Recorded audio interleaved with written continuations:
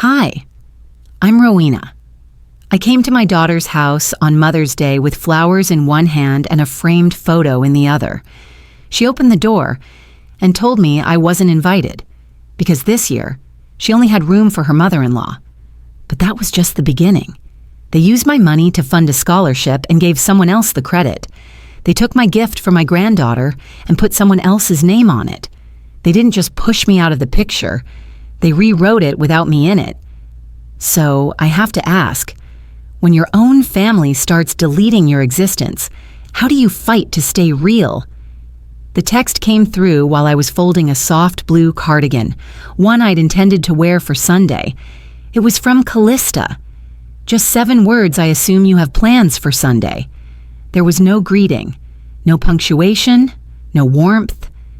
I stared at it longer than I should have, turning each word over like a stone in my hand. Was that an invitation? Was it sarcasm?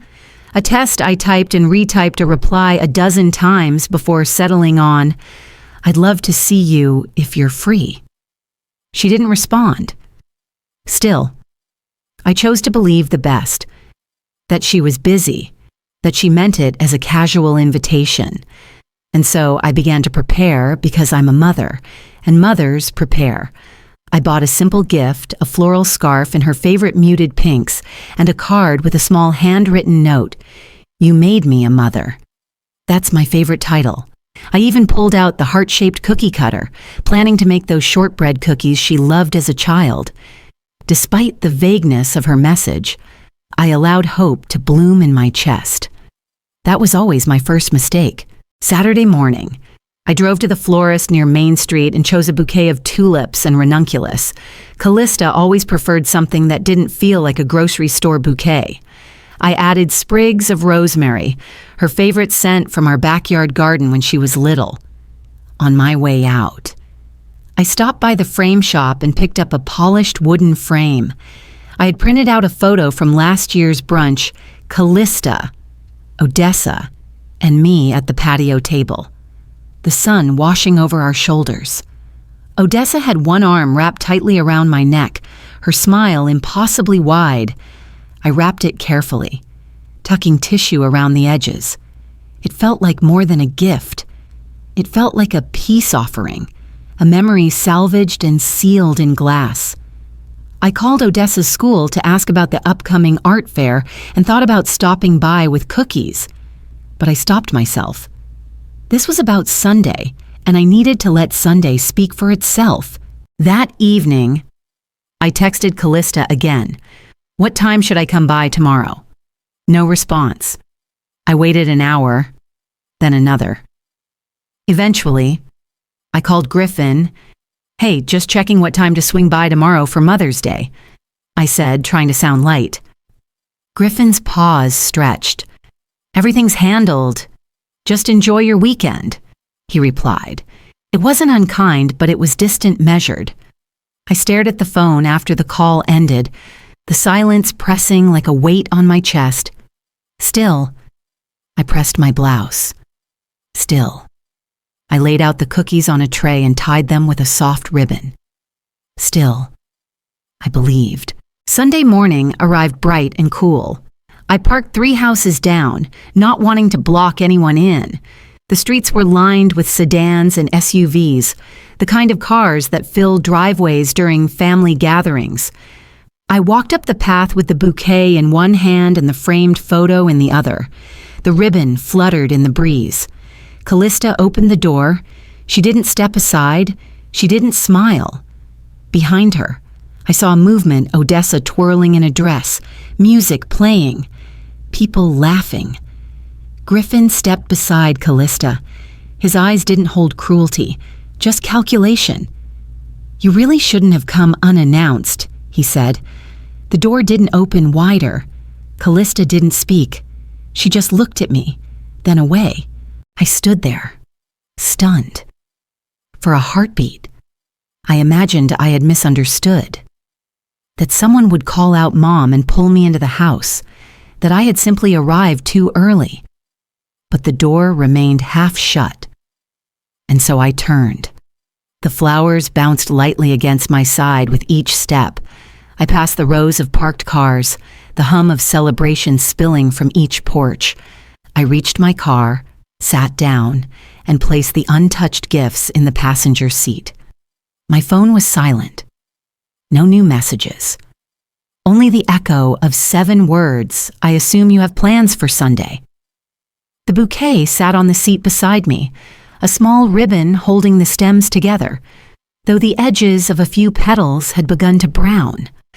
I drove slowly through the neighborhood, watching children run across lawns in their Sunday clothes, little hands reaching for their grandmothers. Every porch seemed alive with celebration, folding tables covered in pastel tablecloths, men tending grills, babies squealing in laughter. It was the kind of Mother's Day I remembered when Callista was younger. I glanced at the framed photo I had wrapped in tissue paper, the 3 of us from last year's brunch. Odessa's gap-toothed grin had been the center of the shot, but it was my arm she was clinging to. I hummed a hymn quietly as I turned onto Callista's street. "Great is thy faithfulness." That was the one I used to sing to her before naps. My grip tightened on the steering wheel as I spotted her house. There were more cars than usual, and balloons fluttered on the mailbox. Hope bloomed again, reckless and bright. I rang the bell, the weight of the gift bag tugging slightly in my hand. The door opened just enough to reveal Callista's face, her makeup perfect, her eyes wide with something unreadable. We stood in that small, charged space of silence. "I only invited my mother-in-law today," she said, each word measured, as though practicing them in her head before speaking. I blinked.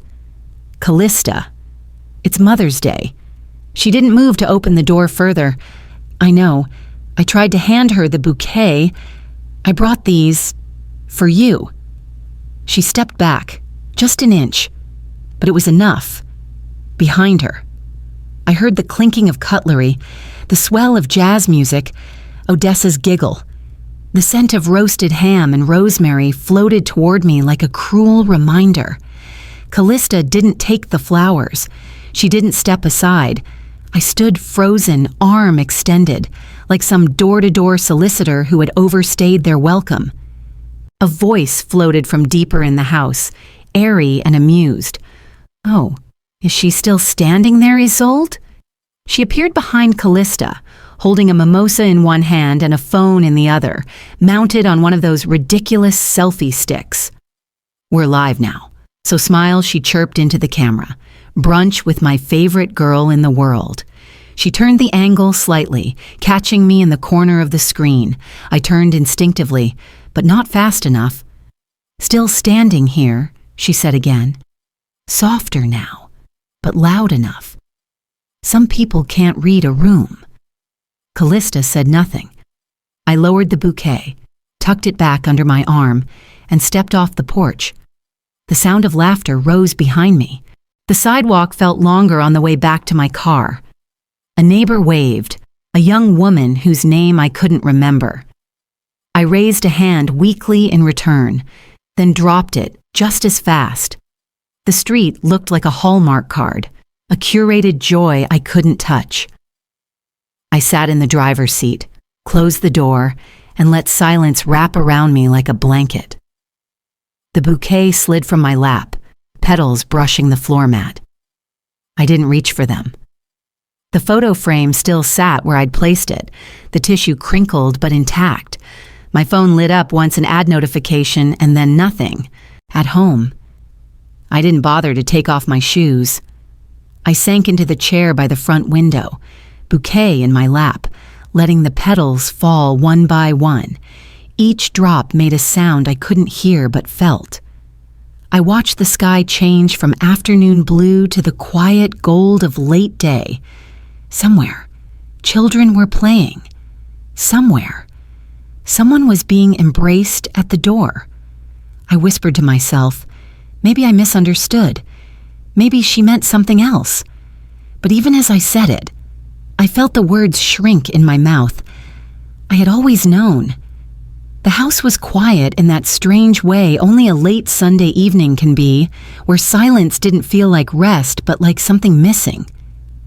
I placed the still fresh bouquet and the unopened gift bag on the dining table.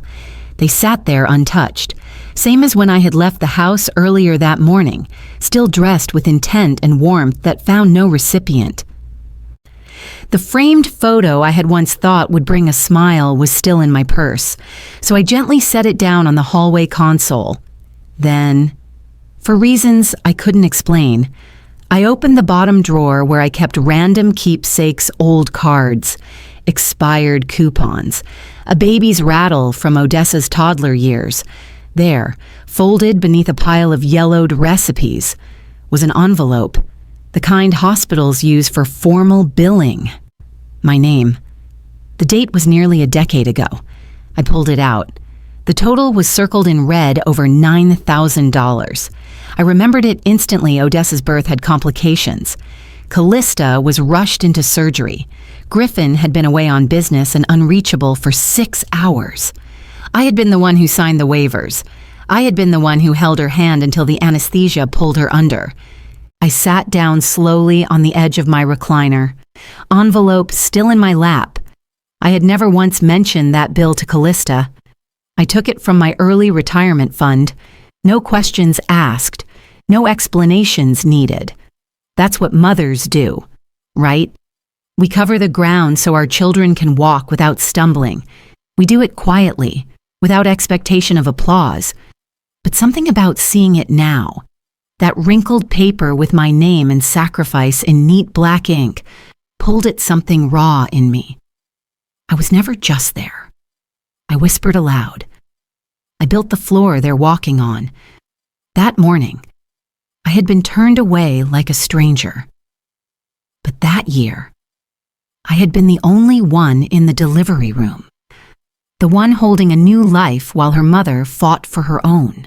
Hours later, I sat in the living room, dim light filtering from the kitchen behind me, scrolling through my phone with no real purpose, until a story popped up, Callista's name. I tapped it. There they were, Odessa, giggling and throwing her arms around Isolde's neck. Happy Mother's Day, Nana Odessa squealed in the video. Isolde laughed, mimosa in hand, and kissed her on the cheek. The camera panned to Callista, who smiled and added, 3 generations of love. Right here. That was the caption. 3 generations of love. There was a filter with cartoon hearts floating at the bottom. No mention of me, no old photos, no tag, not even a memory bubble. I wasn't just forgotten. I had been edited out. I lowered the phone, letting it rest on the arm of the chair. The bouquet on the table was beginning to wilt in the heat. A single petal floated to the tabletop quietly, almost respectfully. I rose, walked over, and picked up the frame from earlier. The picture inside one I had once cherished felt irrelevant now. I slid the hospital bill into the frame instead, not to display, just to remember. I didn't cry. I just breathed.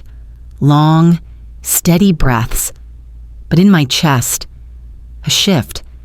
Something closing gently like a door. I had once been Nana, but now I was just a woman who once mattered. I didn't check my phone that morning, not right away. I busied myself with making tea, stirring honey into the mug with the same silver spoon I'd used since Callista was in kindergarten. The kitchen was quiet except for the low hum of the refrigerator. I stood there, tea in hand, watching the steam curl toward the ceiling like it might carry my thoughts away. Eventually, curiosity won. I sat at the breakfast table and opened Facebook. There it was, Callista's latest post, a collage of photos titled, "Thankful for the Women Who Raised Me." One picture stood out. It was from last year's Mother's Day brunch, the brunch at the winery where we wore matching floral dresses. But in this version of the photo, something was missing. Me. I stared, blinking. It was the same scene, Callista in the center, Odessa on her lap, Diane to her right. Where I had once been on her left was now a soft blur of foliage. My face was cropped clean out. Deliberately, I tapped back through my phone's gallery to find the original. There it was. I was seated directly beside Callista, smiling, holding Odessa's tiny hand. I went back to her post and read the caption again.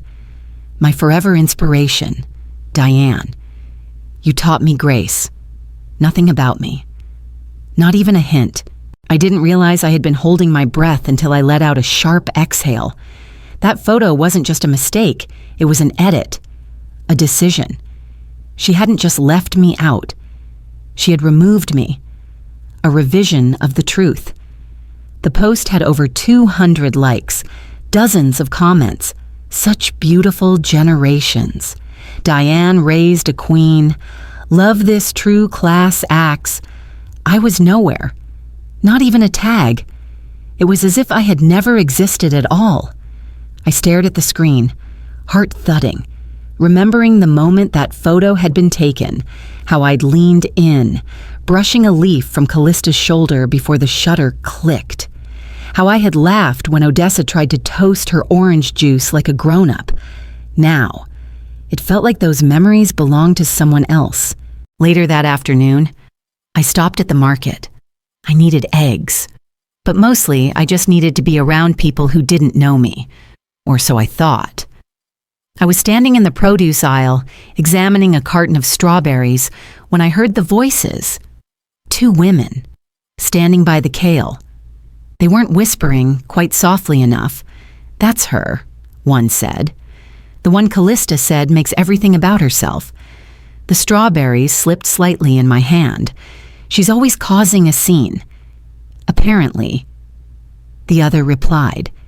Callista's tried to be patient, but some mothers... The rest faded into the drone of the overhead fan.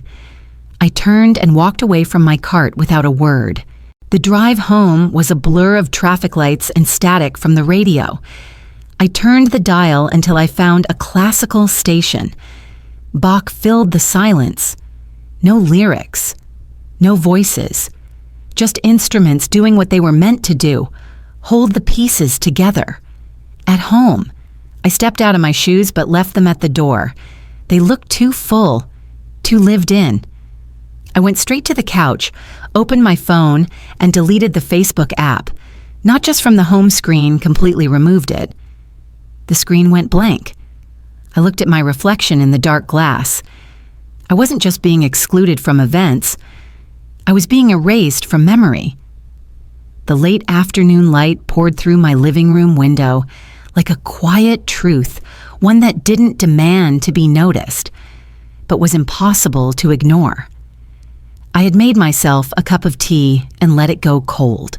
The steam long vanished, the ceramic lukewarm to the touch. On the coffee table sat a small silver key.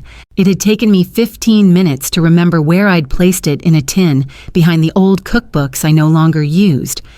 I carried the key to the hallway cabinet, knelt, and opened the bottom drawer. Inside was a narrow file box, untouched for years. When I lifted the lid, the scent of cedar and something faintly sweet hit me, my late husband's aftershave, clinging to paper and time. There it was, our original will. My name. His handwriting in the margins, from notes we never officially added. I pulled it out, careful not to crease the aging edges, and laid it flat on the kitchen table. The words blurred slightly, not from tears, just from time. I dialed Lennox's number without hesitating. His assistant answered and recognized my voice immediately. "Tell him I need to revise something," I said. "It's overdue." Lennox's office hadn't changed much. Still lined with dark cherrywood bookshelves. Still the faint smell of lemon polish and old leather. He welcomed me with a kind smile and a pause that said he knew better than to ask personal questions. "I want to change the will," I said plainly, sitting upright in the same chair I'd once sat in beside my husband. He nodded, pulling out a legal pad. "I'm removing Callista as my sole beneficiary." I continued. I want it split between Odessa's college fund and a local foundation that supports elder women. Lennox looked up. That's a significant shift. Rowena, are you absolutely certain? I took a deep breath. I am. She made a choice. Now I'm making mine. He set his pen down for a moment. You understand the emotional weight of this. It can't be undone lightly. If I don't value myself now, I said, who will? He nodded once. No arguments. Just respect. Back home, the late sun had dipped behind the trees. The house was quiet, too quiet. I sat down on the couch and opened the doorbell camera app on my phone. It wasn't something I checked often, but something told me to. I scrolled past packages and squirrels until I found the clip. May 12th, 10:48, Mother's Day morning. I tapped play. There was Callista, standing on the porch in that pale blue dress she always wore when she wanted to look effortless. She was turned toward Isolde, who held a mimosa in one hand and her phone in the other. I told her not to come, Callista said, her voice curt. But she always pushes, like I owe her. Then Isolde, shaking her head with mock sympathy, she needed to learn her place. The video ended. I watched it again, slower, paused on Callista's face. Her eyes weren't sad or conflicted, just tired and resolved. I downloaded the clip, plugged in my external drive, created a new folder and named it Truth in Case I Forget. I saved the video. Then I copied the will Lennox had emailed me and placed it in the same folder. It was a quiet ritual, but it felt holy. I printed a note and slipped it beside the flash drive before locking the drawer. If anyone questions my choice, the note read, use this. No tears, no dramatics, just breath. And the sound of a drawer clicking closed, sealing a chapter not with fury but with finality. Thursday morning arrived with an unusual quiet. I sat at my kitchen table, the usual morning news murmuring from the radio, when I noticed a colorful flyer peeking from the stack of mail. It was from Odessa's school, an announcement for a new scholarship program launching this spring. I unfolded the page carefully, curious. There, in bold script, it read, The Diane Fletcher Excellence in Science Scholarship. My breath caught. That was the very fund I had contributed to 3 months ago, in memory of Wallace, my husband, Odessa's grandfather. I had asked for the name to reflect his legacy, even handwrote the dedication on the check memo. But here, Diane's name sat polished in gold ink where his should have been. I stared at it for a long time, the flyer trembling in my hands. I pulled open the desk drawer where I kept my donation records. The yellow carbon copy of the form I'd submitted was there, neatly filed under Wallace Memorials. I traced my own signature with my fingertip, the memory of that bittersweet afternoon rushing back. I called the school immediately. A young receptionist answered cheerfully, Yes, Mrs. Morley. That scholarship, I believe Mrs. Fletcher coordinated the naming directly with Callista. Let me check with the principal. Oh, I'm sorry. He's out for the day. I didn't argue. I didn't raise my voice. I simply thanked her, hung up, and sat in silence. I pressed my palms flat on the kitchen counter, grounding myself. A quiet fury settled into my bones, cold, measured, and unmovable. That evening, I logged into Facebook, more out of habit than interest. As I scrolled, I saw a fresh post from Callista. It was a photo of Odessa smiling brightly, wrapped in the cream-colored sweater I'd hand-knit for her last Christmas. I recognized the cable pattern, the soft yarn I'd picked out, and even the wrapping paper peeking in from the corner of the frame, silver snowflakes on deep burgundy. The caption read, From Grandma Diane. She always knows my size. I stared at the screen, my sweater, my love, my time, my hands, and someone else's name. I didn't comment. I didn't message. I didn't call.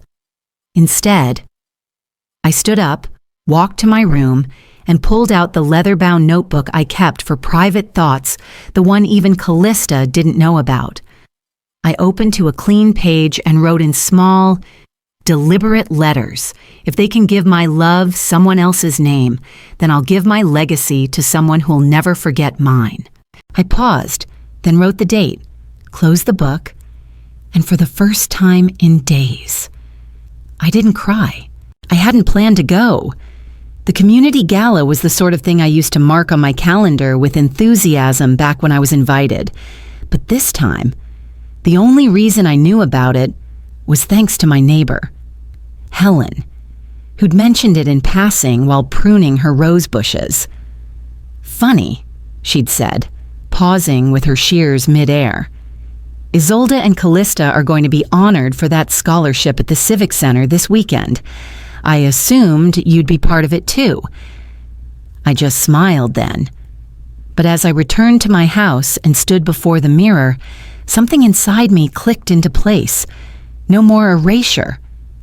I laid out my navy silk blouse and the silver pendant Paul gave me on our 30th anniversary. I wasn't dressing for a fight. I was dressing to be seen. On the table by the door, the cracked photo frame from my desk splintered but whole waited. I tucked it carefully into a cloth bag. I wasn't angry. I was clear. The Civic Center buzzed with polite applause and the faint scent of catered hors d'oeuvres. I stepped through the doors alone and scanned the crowd. There, at a front table lined with crisp white linens and gold-trimmed programs, sat Callista, Isolde, and Griffin. They hadn't seen me yet. The slideshow began photos of donors and their inspirational families. Then, a picture flickered on the screen. I knew it instantly. I had taken it myself. Years ago, Callista holding Odessa, laughing in the park. But my body had been cropped out. Again. My hand found the frame in my bag. I made my way to the silent auction table where items were laid out under small placards. Jewelry, sports memorabilia, a hand-knit throw. I placed the frame between a painting and a wine basket, then slid a card beneath it with my name. Rowena Langley, legacy doesn't fade with edges. The glass shimmered under the overhead lights, the crack catching just enough of the truth. The MC tapped the microphone.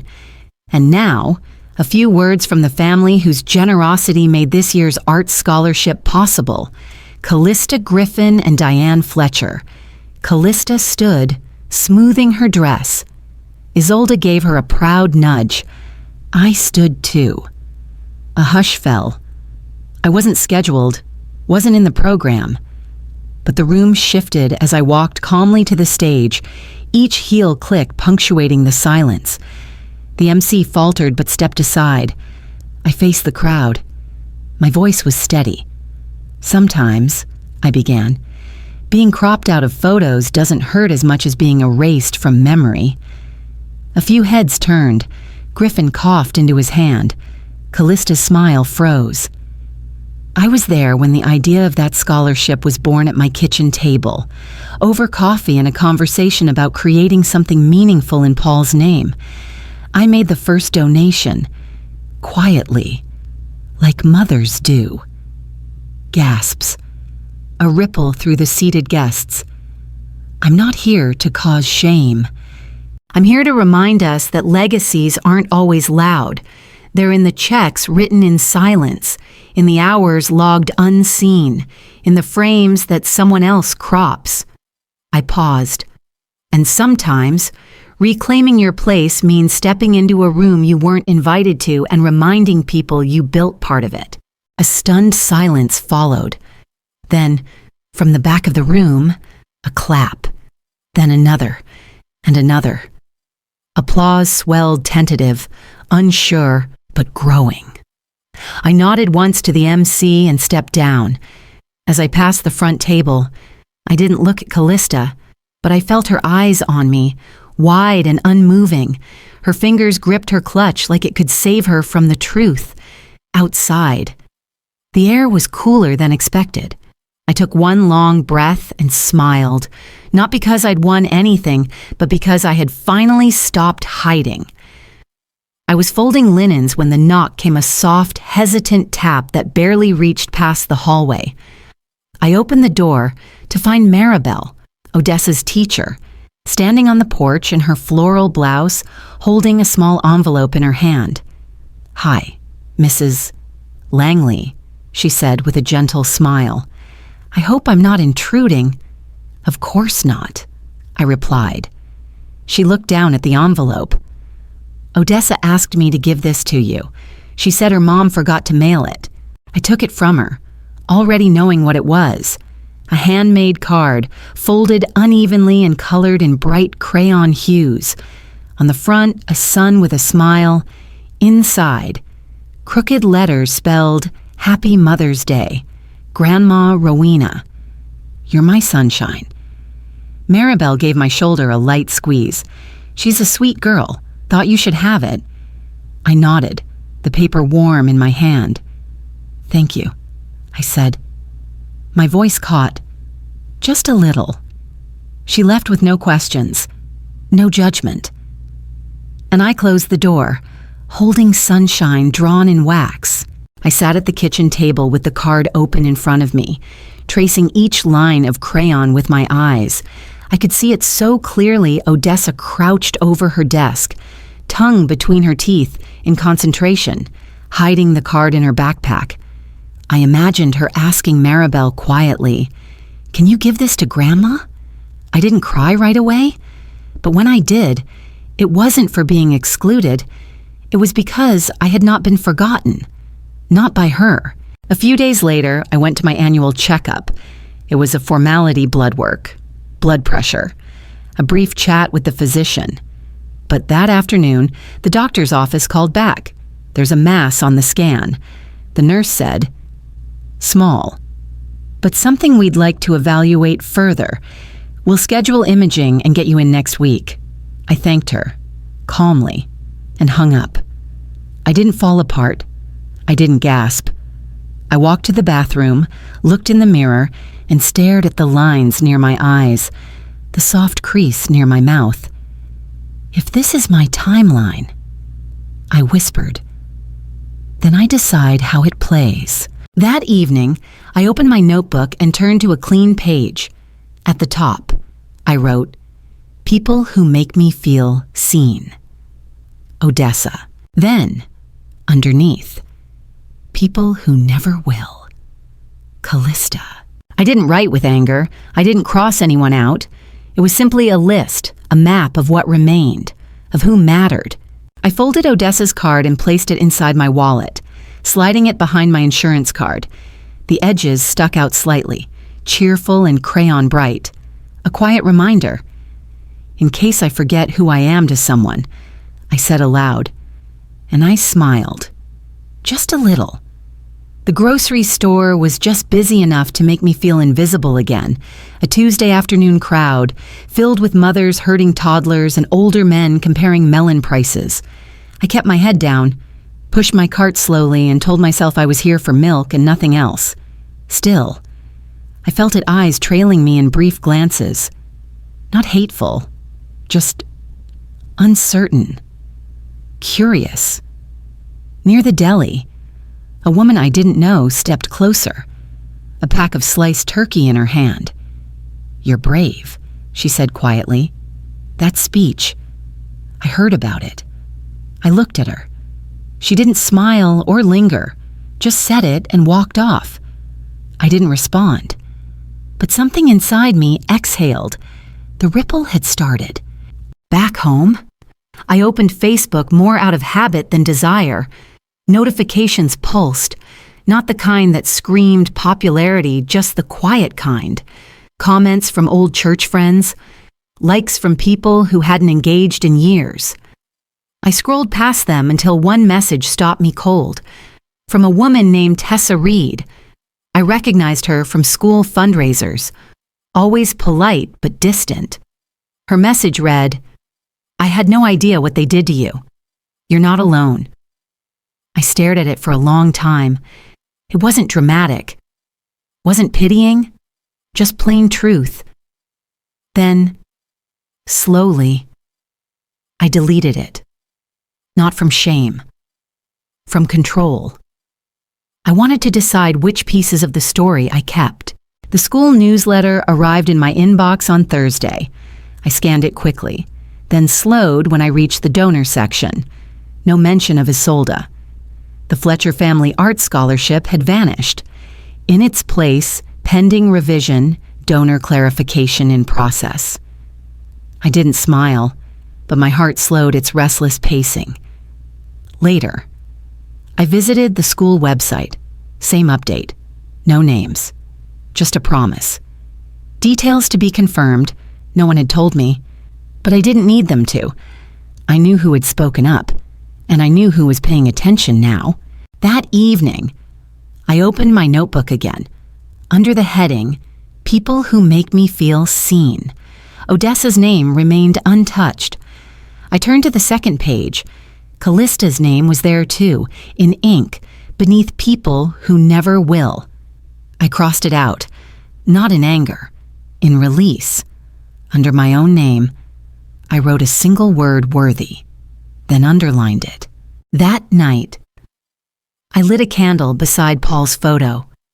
"You'd be proud of how I handled it," I whispered. Not for approval, just to speak it out loud.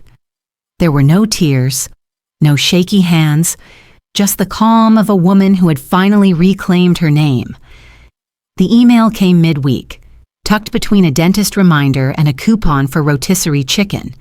Subject: Community Charity Gala. Final program update. I clicked, not expecting anything more than a template invitation. But there it was, Callista's name, printed neatly under the evening's honoree's key family engagement advocate, Callista Griffin. I hadn't received a personal invitation, but that didn't matter. I RSVP'd under my full legal name, Rowena Jameson Langley, tied directly to the scholarship records. And that was enough. Saturday evening, I chose the navy dress with the pearl collar. Not dramatic, not loud, just steady. I pinned my hair back, touched my mother's silver watch, and slipped a printed program into my handbag. The one Lennox had ensured would be waiting at every table. The ballroom was lit with string lights, soft jazz floating beneath the hum of conversation. I walked in alone. No one greeted me, but heads turned, briefly. Callista sat at a front table beside Griffin and Isolde. I didn't wave. I simply took my seat 2 rows behind them and opened the program. Page 3. Founding Legacy Donor Rowena Jameson Langley.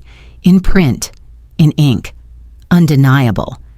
A video montage played images of smiling families, school murals, gala events. Voiceovers praised the generosity of our key supporters. My name wasn't spoken aloud, but it no longer needed to be. Toward the end of the night, the MC stepped up, and now, we recognize the Jameson family for their exceptional contributions.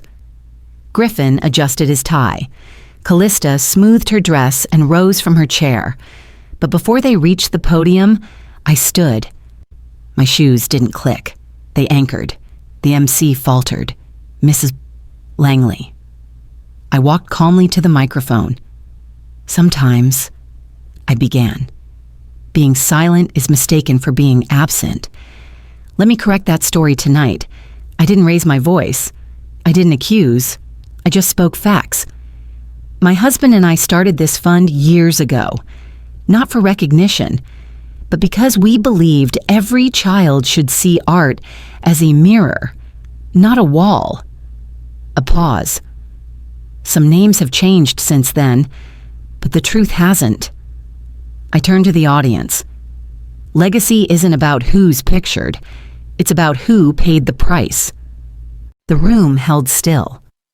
Then, a few people began clapping. Not thunderous, not hesitant, just clear. A few guests stood. I didn't look to see if Callista was one of them. I saw her only in the corner of my eye, smiling too tightly, hands clenched in her lap. Griffin leaned in to whisper something, but I didn't wait to hear it.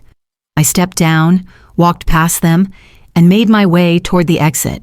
At home, I placed the printed program on the hallway table, smoothed the corners. For the record, I whispered, "That one's mine." The knock was soft, barely audible over the hum of the laundry machine. I stood frozen with a dish towel in my hand, heart thudding in a rhythm far too familiar. I walked slowly to the door and opened it. Callista stood on the porch. No makeup, her hair pulled back in a loose knot, no blazer, no heels. Just her. She didn't say anything right away, and neither did I. I stepped aside. She walked in without a word, pausing only to glance at the photo of her father on the hallway wall. She hadn't looked at that frame in years. She sat down in the armchair across from me, the one Paul used to favor for reading. The room smelled faintly of lavender and old paper. I resumed folding laundry, placing each towel into a neat stack on the coffee table. "The neighborhood's quieter these days," she said. Finally. I didn't answer. The silence wasn't cold. It was intentional. Let her speak. She shifted in her seat, picking at the hem of her sleeve. "Odessa's doing well in school." She added, "She misses you." Still, I said nothing. I wasn't here to rescue her from silence anymore. After a moment, she exhaled. "I've been thinking about what I said, about what I didn't say." She paused again. Maybe I overreacted. Maybe I made it harder than it had to be. I folded another towel. Diane needed support too, she said, carefully, like walking a line she wasn't sure would hold. I placed the towel on the pile and looked up, and I didn't.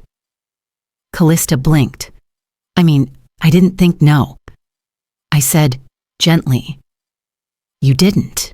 You didn't choose Diane because she needed you more." I continued, voice even.